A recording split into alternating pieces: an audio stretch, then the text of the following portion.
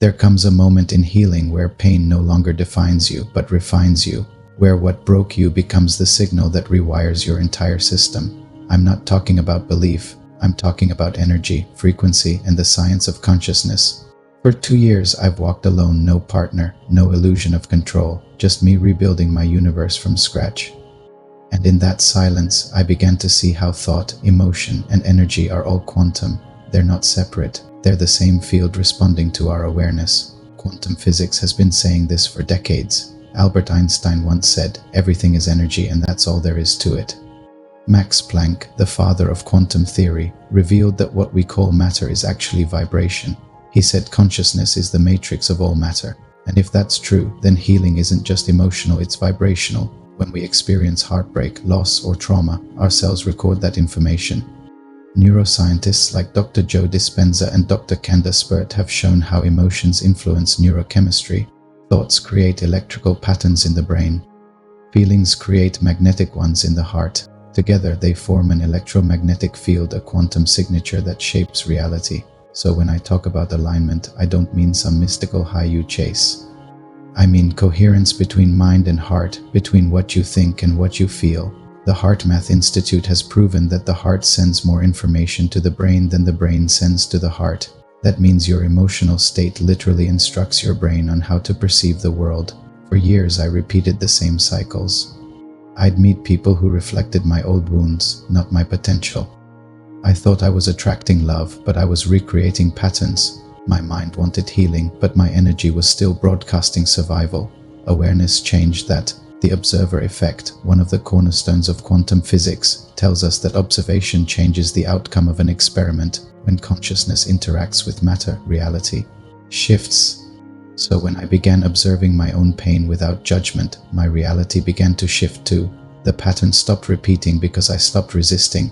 Niels Bohr once said, "Everything we call real is made of things that cannot be regarded as real." That means what feels solid are habits, relationships, even identities are temporary arrangements of energy.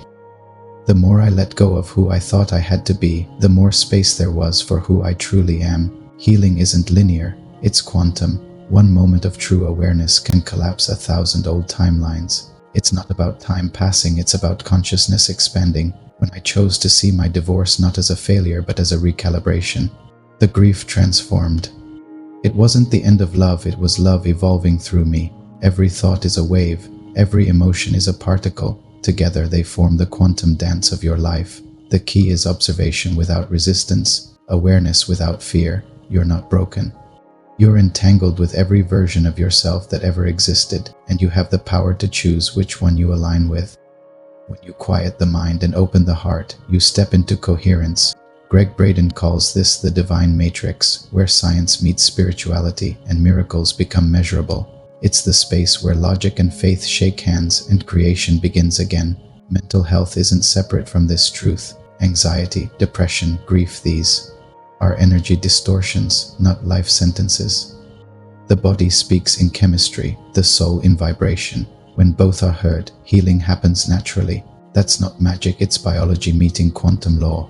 In this new chapter of my life, I no longer chase peace. I create it through conscious awareness. Every breath is an experiment, every thought a frequency, every emotion a choice. I am not escaping pain. I'm transmuting it into power. And as I align with my heart's field, I attract differently. People, opportunities, even time bends around coherence. What used to trigger me now teaches me. What used to break me now builds me. The universe doesn't give you what you want, it mirrors what you are. To heal is to remember your influence in the field. To love again is to observe without attachment. To grow is to tune your energy back to source. We are quantum beings in spiritual disguise, rewriting the code of reality one conscious choice at a time. So I ask you, what are you observing today? Are you repeating or realigning? Because the universe isn't watching you, it's watching through you. And the moment you realize that, your healing becomes your creation story. If this message resonated with you, subscribe and join me as we bridge quantum science and spiritual healing through real stories of transformation. Share this video with someone ready to break their old patterns and step into alignment. The universe responds to movement, let this be yours.